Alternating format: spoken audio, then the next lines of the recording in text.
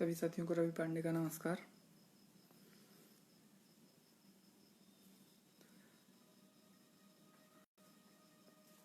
अगर आवाज़ आ रही हो तो एक बार क्लियर कर दीजिए।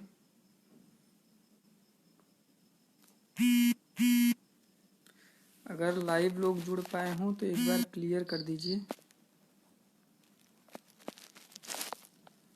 अगर आवाज़ सब तक पहुंच रही है तो एक बार क्लियर कर दीजिए, उसके बाद से चीज़ों को शुरू किया जाए। जय महाकाल। सत्येंद्र जैन, निरंजन जी, अतुल जायसवाल जी, जय भोलेनाथ, जय महाकाल। क्लियर है भाई। जितने ग्रुपों में आप लोग हों एक बार शेयर कर दीजिए। जितने व्हाट्सएप ग्रुपों में, फेसबुक ग्रुप, टेलीग्राम, जितने ग्रुपों में हों आप लोग एक बार शेयर कर दीजिए। अभिषेक शुक्ला जी, आ रही आवाज़? बिल्कुल।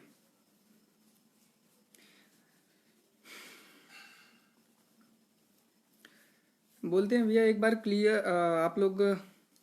नमस्कार भाई, शेयर कर दीजिए जितने ग्रुपों में हो पाए।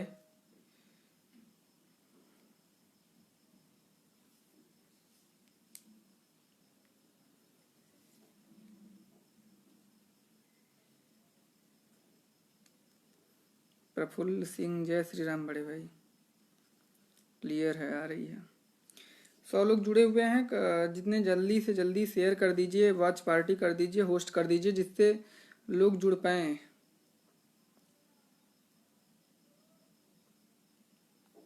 आ रही है जी। प्रफुल्ल भाई शेयर कर दीजिए जितने ग्रुपों में हो सकता है, उसके बाद से चीज़ों को रखा जाए।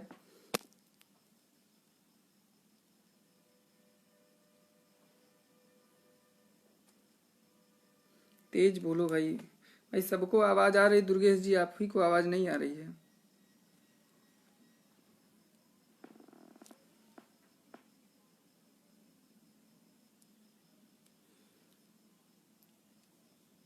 थोड़ा सा नेटवर्क का इशू हो रहा है शायद।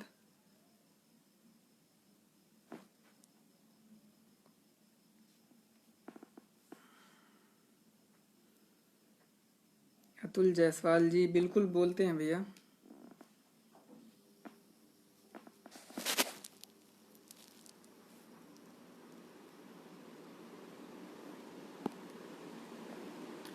भर्ती रद्द के लिए पड़ोसी बोलते हैं क्या? सही है, आवाज़ है, तेज बोलिए। चलिए अब शुरू करते हैं। लगभग 200 लोग जुड़ चुके हैं। बाकी जैसे लोग आते जाएंगे आप लोग शेयर करते जाइएगा चीज़ों को।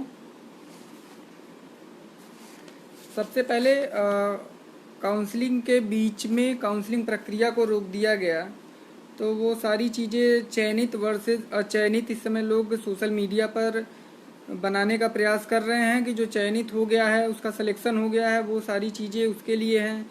बाकी जो अचयनित है वो भर्ती को रद्द कराना चाहता है, भर्ती को ये करना चाहता है।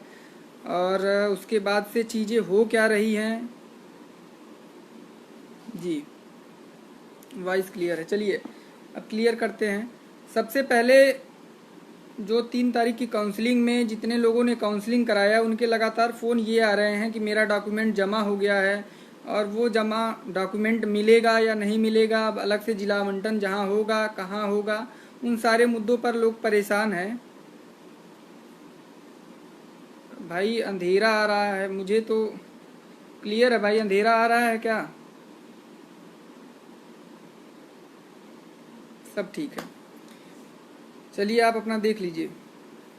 उसके बाद से सबसे पहले आप लोग इस बात से परेशान ना हो कि अगर आपका कोई भी सर्टिफिकेट डाइट में या जहाँ पे काउंसलिंग स्थल था वहाँ पे जमा हो गया है तो उससे कोई भी समस्या आ सकती है आपको। इससे एकदम निश्चिंत रहें।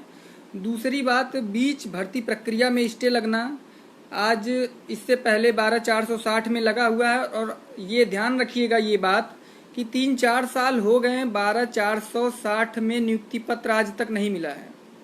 इस बात को सारे चयनित लोग जो मतलब अपने आप को चयनित समझ रहे हैं वो इस बात का ध्यान रख लें कि 12/460 में आज नियुक्ति पत्र आज तक नहीं मिला है, और नियुक्ति पत्र से एक दिन पहले स्टे लगा था। तो ये ना सोचे कि अगर आपने मतलब नियुक्ति पत्र के बीच में आपको रोड़ा लग गया है तो आपको नियुक्ति पत्र नहीं मिलेगा, लेकिन ये भी ना सोच के बैठें कि नियुक्ति पत्र मिल ही जाएगा। इसलिए अपने स्तर से जो आप लोग प्रयास कर रहे हैं वो करते रहिए। जो टीमें प्रयास कर रही हैं उनको करने दीजिए। मेरा व्यक्तिगत, जैसे कुछ लोग मेरे पे आरोप प्रत्यारोप लगाते हैं, तो मेरा किसी टीम से व्यक्तिगत कोई भी संबंध नहीं है। ये चीज़ ध्यान से सुन लीजिए, मेरा किसी भी बीटीसी बीए टीम से व्यक्तिगत मेरा कोई संबंध नहीं है। पर्सनल अपने जो भी समझ में, मुझे पर्सनल जो भी समझ में आता है 69,000 शिक्षक भर्ती के संबंध में मैं वो चीज़ें करता हूँ। मुझे ये नहीं है कि हाँ इनकी पार्टी का हूँ, इनकी टीम का हूँ। मुझे इन लोगों से या इनके टीम से, सारे टीम अच्छी काम कर रही है, सब लोग अपने स्तर से, बहुत डरा नहीं रहा हूँ। सचिन जी बोल रहे हैं क्यों डरा रहे हो? डरा नहीं रहा हूँ भाई, पूरा का पूरा जो स्थिति हो सकती है, चारों पांचों पॉइंट है, सारे पांचों पॉइंट पे बोलूँगा। मतलब जो स्थिति है पहले वो सुन लीजिए। मेरा खुद का सिलेक्शन महाराजगंज जिले में हुआ है। मैं भी काउंसलिंग स्थल पे गया था, शाम तक काउंसलिंग के लिए रहा, लेकिन काउंसलिंग नहीं कराया मैंने। जितने लोगों ने करा लिया है, मिल गया है 12,460 में, केवल वो जनपद नहीं मिला है। क्या बात कर रहे हैं भैया, 8,000 सीटों पर अभी भी सिलेक्शन नहीं मिला है और आप बोल रहे हैं कि मिल गया। अगर 4,000 को सिलेक्शन मिलना कहा जाता है तो उस हिसाब से तो 69,000 में लगभग मान के चलिए 10,000 लोगों ने काउंसलिंग करा ली, तो उसका मतलब ये है कि उन लोगों को नियुक्ति पत्र मिल जाएगा। अगर ये थिंकिंग है तो मुझे नहीं लगता कि ये थिंकिंग कहाँ तक सही जाती है और कहाँ तक इन चीज़ों पर विश्वास किया जा सकता है। अब बात करते हैं कि स्टे लग गया है, उसके बाद से सरकार का क्या? बिल्कुल भैया, बहुत लोगों को नहीं मिला है। कुछ लोग ये बोल रहे हैं कि उनको नियुक्ति पत्र मिल गया, लेकिन अगर 12,460 में 4,000 को नियुक्ति पत्र मिलना कहा जाता है तो ऐसे नियुक्ति पत्र से भगवान बचाए 69,000 को। 69,000 पूरे लोगों को नियुक्ति पत्र मिले, 69,000 पूरी सीट आखिरी तक भरे, काउंसलिंग होती रहे जब तक सीटें खाली हों। जो जेन्युइन मुद्दा हो, जो जेन्युइन व्यक्ति हो, उसको नौकरी मिलनी चाहिए। अब जो धोखाधड़ी करके नौकरी पाया है या जो लोगों को बरगला रहे हैं, आजकल 2 भागों में, चयनित को भी 2 भागों में बांटने का प्रयास हो रहा है। चयनित अचयनित तो चीज़ें बना चुके हैं लोग, लेकिन आज ये स्थिति बन रही है कि चयनित और अचयनित को भी, मतलब चयनित में भी 2 फाड़ लोग करने पे तैयार हैं। अपने ही टीमों में लोग फूट डाल करके नया नया मुद्दा ला रहे हैं और उस चीज़ को प्रेजेंट कर रहे हैं कि आपका भविष्य खतरे में है, आप खतरे में हैं। चयनित होने के बाद भी वो लोग अगर इस तरह की मानसिकता के साथ आ रहे हैं, सबका अधिकार है। जिला आवंटन की गड़बड़ी कैसे दूर होगी? भाई मेरे शिक्षा मंत्री आकर के बोल चुके हैं, खुद मुख्यमंत्री इस बात पर बोल रहे हैं कि उनकी तरफ से किसी प्रकार का कोई भी हस्तक्षेप आरक्षण संबंधी मुद्दों पर नहीं हुआ है। तो मुझे नहीं लगता है कि इन सब मुद्दों पर बात करने का कोई औचित्य है। अगर खुद शिक्षा मंत्री और मुख्यमंत्री इस बात को कह रहे हैं कि हमने संविधान के दायरे में रह करके सारी, एमआरसी का क्या हुआ? एमआरसी भी बता देते हैं भाई। मेरे एमआरसी पे जितना आप लोग ये बवाल मचा दिए हैं कि एमआरसी को पहले अच्छे से जान तो लीजिए कि एमआरसी हुआ क्या है। उसके बाद आप, अगर एमआरसी को उसके बाद लगता है आपको, आज तक अभी तक जितने भी आपको सोशल मीडिया पे चीज़ें पता चली होंगी, एमआरसी पे लोगों ने क्या किया है, सीधे सीधे एक गलत छवि ला करके आपके सामने प्रेजेंट कर दी है और आप उसी एमआरसी, स्टे नहीं होगा। कुछ लोग बोल रहे हैं भाई मैं कोर्ट नहीं हूँ, मैं जज नहीं हूँ, माननीय न्यायालय जो फैसला देगा उस पर ही सबको विश्वास करना होगा। अगर सिंगल बेंच में माननीय न्यायालय ने फैसला दिया काउंसलिंग रोकने के लिए, तो सरकार को भी तत्काल प्रभाव से काउंसलिंग रोकनी पड़ी। तो ऐसा नहीं है कि न्यायालय से बड़ा कुछ भी है, न्यायालय से बड़ा कोई नहीं है। हाँ, ये चीज़ें अलग हैं कि उसके बाद से न्यायालय क्या निर्णय देता है, शासन स्तर पे वो बात मानी जाती है या नहीं मानी जाती है। अगर नहीं मानी जाती है तो उसके बाद से क्या होते हैं। अब आते हैं कि 2 सुनवाई 9 जून को लगी हुई है। जहाँ तक अभी सूचना मिल रही है कि सरकार के द्वारा अर्जेंसी फाइल करके मुद्दे को सोमवार को स्टे पर स्टे लेने की कोशिश की जा रही है। सरकार अपने स्तर से जा रही है। सरकार ने अपने सारे नियम फॉलो करते हुए एक्सपर्ट कमेटी बताई थी। एक्सपर्ट कमेटी के बाद से सरकार ने बोला था अपने विज्ञापन में कि हम चयनित जो भी प्रश्न विवादित आएंगे उनको एक्सपर्ट कमेटी के पास भेजेंगे। उसके बाद से कोई किसी भी प्रश्न पर विचार नहीं किया जाएगा। उसके बाद किसी भी प्रश्न पर विचार नहीं किया जाएगा। अब ये चीज अलग है कि भाई जिन सबको अधिकार है कोर्ट जाने का। जितने लोग आंसर की मुद्दे पर गए हैं, मैं किसी का विरोध नहीं करता हूं। आंसर की पे उनका नंबर कम था, वो गए हैं, उनको लगता है वो पास होंगे, वो सिलेक्शन पाएंगे। सबका अधिकार है न्यायालय में जाएं। न्यायालय में जिसको लगता हो कि मेरा हित प्रभावित हो रहा है वो न्यायालय में जाए। सीधे सीधे सुन लीजिए, जिसको लगता हो मेरा हित प्रभावित हो रहा है, न्यायालय इसीलिए बना है कि अगर आपको समस्या हो रही है तो आप न्यायालय में जाइए और न्यायालय में चीज़ों को रखिए। न्यायालय को समझ में आएगा आपके साथ अन्याय हुआ है तो न्यायालय उस पर न्याय करेगा, इसीलिए उसका नाम न्यायालय पड़ा है।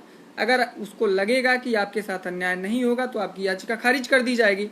तो इसमें ये चीज़ कहाँ से आ जाता है कि आप गलत हैं, वो सही है, वो सही है, आप गलत हैं। ये चीज़ का निर्धारण अगर आप खुद ही कर लेते तो न्यायालय का आज औचित्य ही नहीं होता, चाहे भारत में, चाहे भारत के राज्यों में, चाहे देश में, चाहे विदेश में, और चाहे अंतर्राष्ट्रीय स्तर पर न्यायालय का कोई भी मतलब नहीं होता। एक लिख रहे हैं रवि भाई, अगर सभी टीमों का उद्देश्य है भर्ती पूरी कराना तो सब टीमें एक साथ क्यों नहीं आती है? भाई मैंने अभी बोला कि मेरा किसी टीम से व्यक्तिगत कोई संबंध नहीं है। अगर टीमें एक साथ आना चाहती हैं तो मुझे लगता है आना चाहिए। मुझे लगता है किसी को अगर एक साथ आने से चीज़ें अच्छी हो जाती हैं तो वो चीज़ें कर सकते हैं और आना भी चाहिए। बाकी क्या होता है क्या नहीं होता है, जिसको मुझसे व्यक्तिगत संपर्क करना हो वो मेरा नंबर नोट कर ले, क्योंकि कुछ लोगों को देख रहे हैं व्यक्तिगत समस्या है तो नंबर नोट कर लीजिए भाई मेरे। उसके बाद से नंबर पे संपर्क कर लीजिएगा, व्हाट्सअप कर दीजिएगा, कॉल हो सकेगा तो कॉल करिएगा, कॉल लगेगा नहीं तो नंबर नोट कर लीजिए 9005686490। व्हाट्सअप करिएगा, टेक्स्ट मैसेज करिएगा। आपके समस्याओं का अगर समाधान मेरे से हो सकेगा तो करेंगे। अब आते हैं, सरकार की स्पेशल अपील फाइल हो चुकी है 154/2020, जिसमें सरकार ने माननीय सिंगल बेंच के आदेश को चुनौती दिया है कि जब हमारी एक्सपर्ट कमेटी खुद की थी, अगर आपको कोई भी आपत्ति होती तो आप हमको रेफ़र कर सकते थे, स्टेट को फिर से रेफ़र कर सकते थे कि आप इस कमेटी पर फिर से विचार करिए, अगर हो सकता है दूसरी कमेटी बनाइए अगर आपको लगता है कि प्रश्नों पर विवाद है। लेकिन यहाँ पर एक्सपर्ट कमेटी ना बना के माननीय सिंगल जज ने सरकार की एक्सपर्ट कमेटी को नेग्लेक्ट करते हुए ना उसको खारिज किया ना उसको एक्सेप्ट किया है, आंशिक रूप से उसको इधर उधर करते हुए और उस पे यूजीसी की रिपोर्ट के लिए, यूजीसी कमेटी के लिए रिकमेंड कर दिया है। निष्पक्ष रूप से सारे चीज़ों का जांच होना चाहिए, लेकिन अगर सरकार को लगता है कि सरकार के साथ अन्याय हुआ है, उसके रनिंग भर्ती को रोक दिया गया है, तो सरकार अपना न्यायालय में गई है, डबल बेंच में गई है, सरकार उस चीज़ को बचाएगी। तो इसमें कतई भी ये चीज़ नहीं होना चाहिए किसी को कि सरकार बहुत जल्दबाजी में जा रही है। कुछ लोग कह रहे हैं कि जब अंतरिम आदेश है तो सरकार फिर अंतरिम आदेश पर डबल बेंच नहीं जा सकती है, तमाम तर्क दिए जा रहे हैं।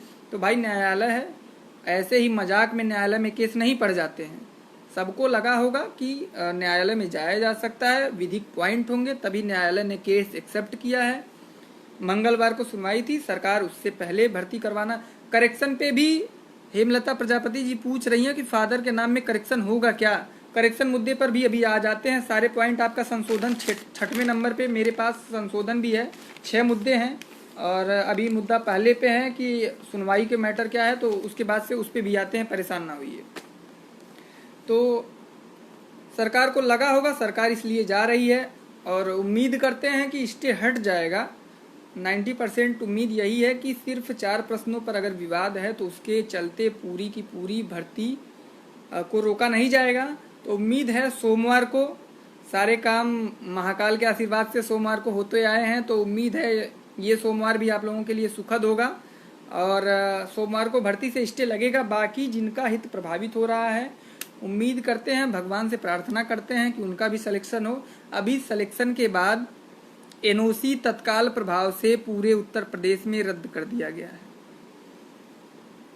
ये चीज ध्यान रखिए, एनओसी पूरे उत्तर प्रदेश में तत्काल प्रभाव से रद्द कर दिया गया है।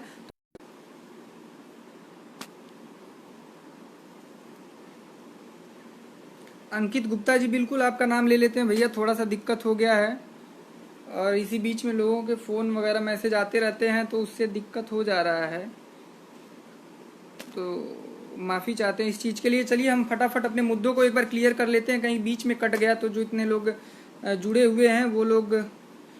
पहला सुनवाई सोमवार को, लगभग 90% उम्मीद है कि सोमवार को सुनवाई हो जाएगी और सरकार इस चीज़ को क्लियर करवा लेगी।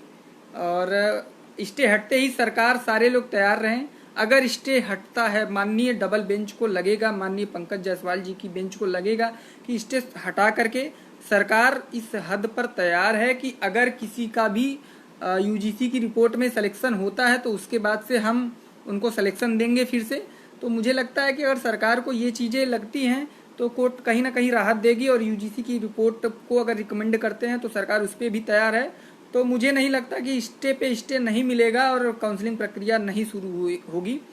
तो सब लोग तैयार रहें जितने चयनित हैं कि काउंसलिंग प्रक्रिया जल्द से जल्द प्रारंभ होगी और अविलंब जाकर के परेशान होने की ज़रूरत नहीं है। जिसके डॉक्यूमेंट जमा हो गए हैं, चयन लिस्ट वही है, आपका काउंसलिंग वही होना है, नंबरों का हेर फेर होगा तो उसके बाद दूसरी लिस्ट आएगी, तब देखा जाएगा। अभी के लिए आप सुरक्षित हैं और जहां आपने काउंसलिंग कराई है वहां के लिए किसी प्रकार की कोई भी समस्या नहीं है। दूसरा मुद्दा है सुप्रीम कोर्ट। दूसरा मुद्दा है 9 जून को सुप्रीम कोर्ट में सुनवाई लगी हुई है। सुप्रीम कोर्ट में भी इसी मुद्दे पर, इसी बाबत एप्लीकेशन डाली गई है कि जो भर्ती प्रक्रिया गतिमान है उस पर तत्काल प्रभाव से रोक लगा दिया जाए, या रोक ना लगाया जाए तो शिक्षा मित्रों के पद को एक तरह से सुरक्षित कर दिया जाए। शासन स्तर से शिक्षा मित्रों के पद, कितने ज़्यादा पद हैं और कितने लोग कार्यरत हैं, कितने शिक्षा मित्र हैं, कितने सहायक अध्यापक पद पर कार्यरत हैं, विभाग द्वारा ये जानकारी मंगा ली गई है। माननीय न्यायालय के आदेश के निर्देशानुसार ये चीज़ें सरकार ने अपने पास रख ली है और विलंब उसको सुप्रीम कोर्ट में दाखिल करने का काम करेगी। और 9 जून की सुनवाई में प्रयास रहेगा वहाँ पे चीज़ों को स्पष्ट करने का। लेकिन आप लोगों से निवेदन है, आप लोग बीटीसी बीएड के जिन भी टीमों को सहयोग करना चाहते हो, अगर आप लोगों ने सहयोग नहीं किया तो ये मान के चलिए कि आप यहाँ पर सोमवार को 8 जून को स्टे बचाएंगे माननीय डबल बेंच में, और उधर पता चला सुप्रीम कोर्ट से स्थिति खराब हो गई। तो आप लोगों को, आप लोग चयनित हो चुके हैं, कम से कम जितने लोग का चयन सूची में नाम आ गया है, चाहे वो एससी हो, एसटी हो, ओबीसी हो, सामान्य हो, फ्रीडम फाइटर हो, चाहे कुछ भी एक्स सर्विसमैन हो, जितने लोगों का नाम चयन सूची में आ चुका है वो लोग एक होकर के सुप्रीम कोर्ट में 90-97 की लड़ाई के लिए सहयोग करें। मुझे लगता है कि एक बार जितने मतलब टीमें आगे आकर के, चाहे वो बीएड की टीम हो, चाहे वो बीटीसी की टीम हो, जो अगुवाकार हैं उन लोगों को आगे आकर के और 9 जून वाले मैटर पे ये चीज़ें क्लियर करनी होगी। 9 जून वाले मैटर पे ये चीज़ें क्लियर करनी होगी कि भाई, सॉरी लाइट चली गई, ये चीज़ें क्लियर करनी होगी कि हाँ हम 9 तारीख को किस स्टैंड के साथ माननीय सर्वोच्च न्यायालय में जाते हैं। क्योंकि अगर सर्वोच्च न्यायालय से कुछ भी उल्टा सीधा हुआ तो ये भर्ती 1.5 साल के लिए फिर से भविष्य के गर्भ में चली जाएगी और आपका चयन लिस्ट ज्यों का त्यों बरकरार रह जाएगा। तो इसलिए सभी लोगों से निवेदन है, मैं किसी टीम का सपोर्ट नहीं कर रहा हूँ, लेकिन जितनी भी टीमें सरकार, मतलब सरकार के साथ 90-97 के लिए माननीय डबल बेंच में सुप्रीम कोर्ट में लड़ रही हैं, थोड़ा सा लाइट का इशू है तो आप लोग वो चीज़ें देख लीजिएगा। तो जितनी टीमें लड़ रही हैं तो मुझे लगता है कि उनको एक बार आके अपना स्टैंड क्लियर करना चाहिए और लोगों को सपोर्ट करना चाहिए, और सपोर्ट करके वो चीज़ें सुप्रीम कोर्ट में सीनियर को 9 जून को हर हाल में उपस्थित कराना पड़ेगा और वहाँ बताना पड़ेगा कि अब हम चयनित हो चुके हैं, हमारा हित प्रभावित होगा। और सरकार के मानक पर, माननीय डबल बेंच के आदेश पर, क्योंकि डबल बेंच के आदेश पर कोई भी स्थगनादेश नहीं मिला है, इसलिए सरकार ये चीज़ें कर रही हैं। वहाँ पर विपक्ष का काम ये है कि हम उस चीज़ को कोर्ट के सामने रखें कि हमारा हित प्रभावित हो रहा है और भर्ती प्रक्रिया पर स्टे दे दिया जाए। अगर सुप्रीम कोर्ट से स्टे मिलता है तो शिक्षा मित्रों के मामले में भी बहुत लंबा केस चला था, यहाँ भी केस लंबा चल सकता है। तो इसलिए सबको सजग होना चाहिए और सबको एक साथ आना चाहिए।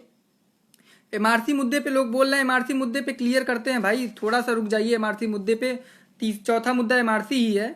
अगला मुद्दा है पेपर रद्द वाला। कुछ लोगों के मन में संशय है कि पेपर रद्द हो जाए, कुछ लोग इसके लिए प्रयास भी कर रहे हैं पेपर रद्द हो जाए। तो ऐसी कोई बात नहीं है, पेपर रद्द नहीं होगा। लेकिन हाँ, जिन्होंने गलत ढंग से, कूटरचित ढंग से 140, 145, 148 अंक पाए हैं, जो कि एक तरह से अविश्वसनीय है। 150 के प्रश्नों में 148 अंक लाना, अगर आप पेपर दिए हैं तो आपको भी लगता होगा कि ये चीज़ें इतनी आसान नहीं है कि 148 में। अब आते हैं तो पेपर रद्द नहीं होगा। हाँ, जो लोग पकड़े जाएंगे उन लोगों के ऊपर वैधानिक कार्रवाई होगी, वो लोग जेल में जाएंगे। तो ऐसे लोग मुझे लगता है कि किनारे ही हो जाएं तो बचे रहेंगे, सुरक्षित रहेंगे। अब आते हैं अगला एमआरसी मुद्दा, जो कि सबसे ज़्यादा इस समय चर्चित है। एमआरसी मुद्दे पर सबसे ज़्यादा लोगों को बरगलाने का प्रयास किया जा रहा है। एमआरसी मुद्दा है क्या, लोगों के सामने गलत ढंग से पेश किया जा रहा है। दर्जनों याचिकाएं तैयार हो चुकी हैं। अब एमआरसी मुद्दे पर आपसे सहयोग लेकर के उसको एमआरसी न करते हुए चयनित सूची को रद्द कराने के लिए याचिका पड़ रही है। एक बार इसको शेयर कर दीजिए, क्योंकि अब एक बार सारे लोग शेयर कर दीजिए इस चीज को।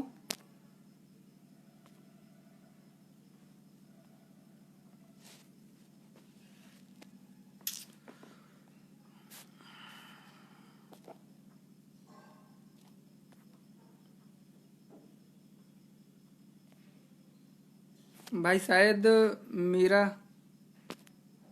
मेरा फेस दिखाई नहीं दे रहा मोबाइल में, शायद कुछ दिक्कत आ रही है।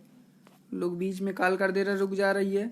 क्या लाइव चल रहा है क्या? एक बार क्लियर कर देते तो कोई भी एक बंदा कमेंट कर दे, भाई लाइव क्लियर चल रही है क्या? कोई भी, जितने लोग देख रहे हैं एक बार क्लियर कोई कर दे कि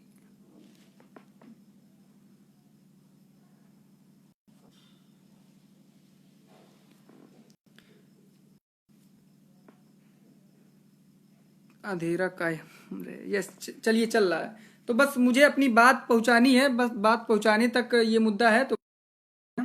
तो यहाँ पे ये चीज़ें हैं कि एमआरसी के लिए एक अफवाह फैलाई जा रही है। एमआरसी क्या है, सारे लोग सुन लीजिए।